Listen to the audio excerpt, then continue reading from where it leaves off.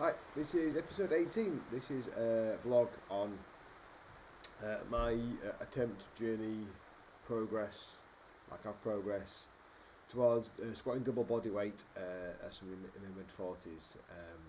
So a little bit of a stock take on kind of where I have been and where I am today.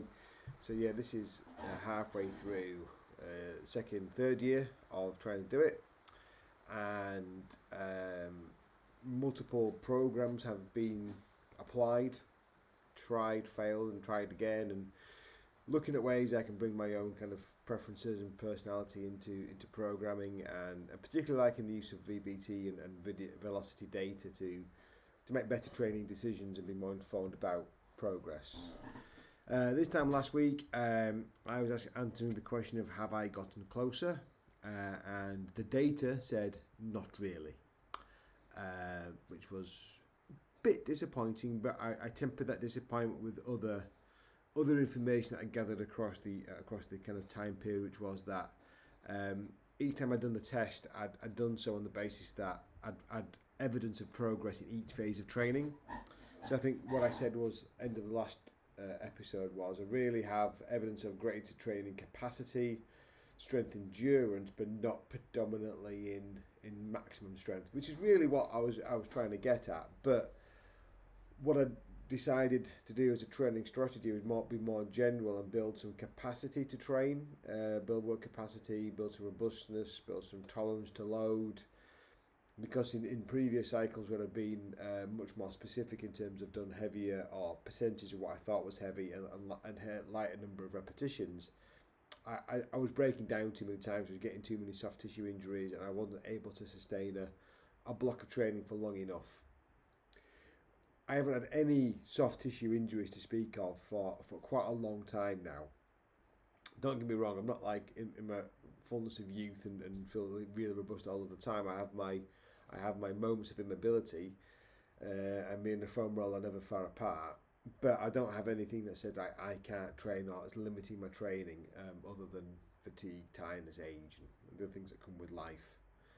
So this week I've been playing around with a new program, and it's quite difficult writing a program for yourself. Especially when you write programs for a living, there's 1,000 things you want to do, and only so many can fit into a program. And now I've become a little bit more focused on weightlifting as a sport, as well as trying to squat a double body weight, trying to find a way of marrying those two things together, where I can have a general strength training program that's also quite beneficial to weightlifting. So yeah, it's been a bit of a kind of it's been good to play around with things and not be quite so regimented in terms of right. Here's my push pull hinge kind of approach,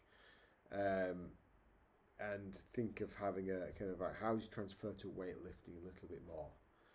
Which adds a new dimension, but slows down the kind of the writing process of a program. But I think I've got there this week. So what I'm doing is now a 5x5 program in the squats, and then kind of versions of that in other lifts. I've only kind of 3 core lifts really.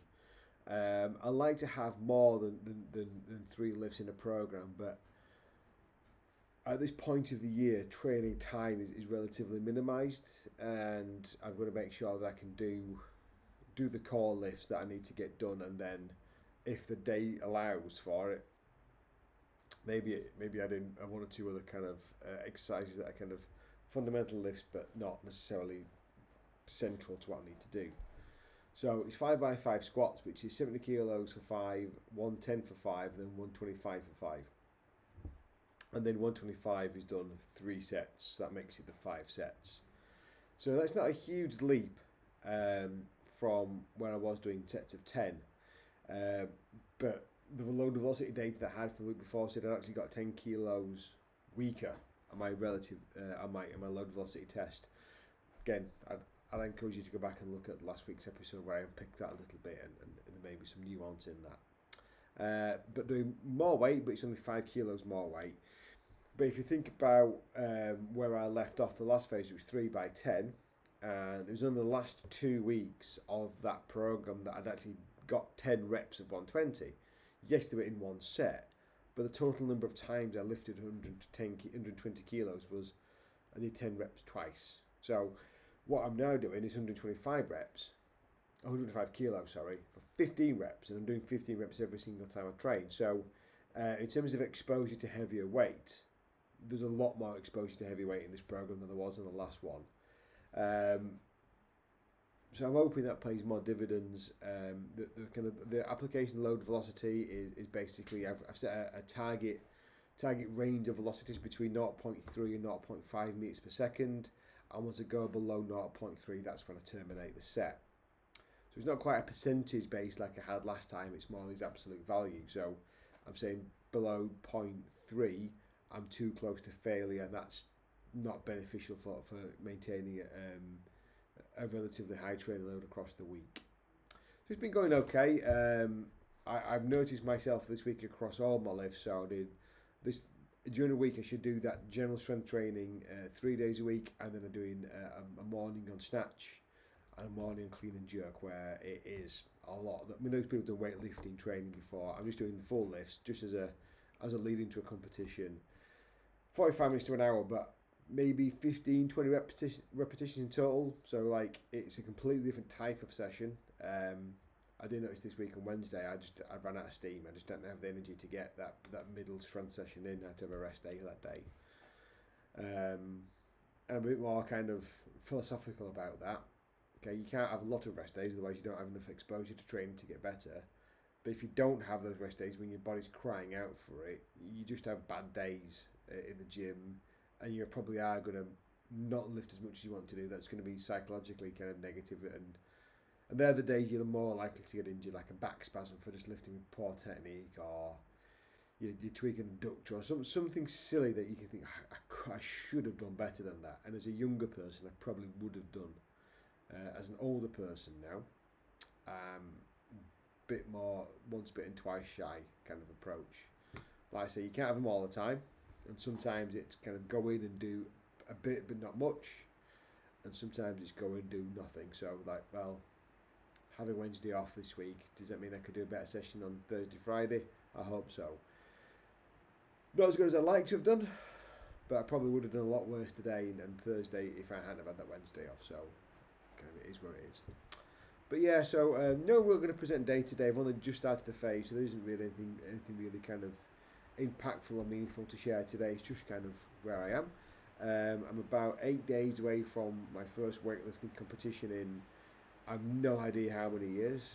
I've no idea how it's going to go. I know I'm nowhere near what weights I used to lift last time I was on the platform. But it is nice to have that focus. It's nice to get back on the platform, and hopefully I'll see some old friends I've not seen for ages at the meet, and get back enjoying a bit of competition. Who knows when I'll do the next one?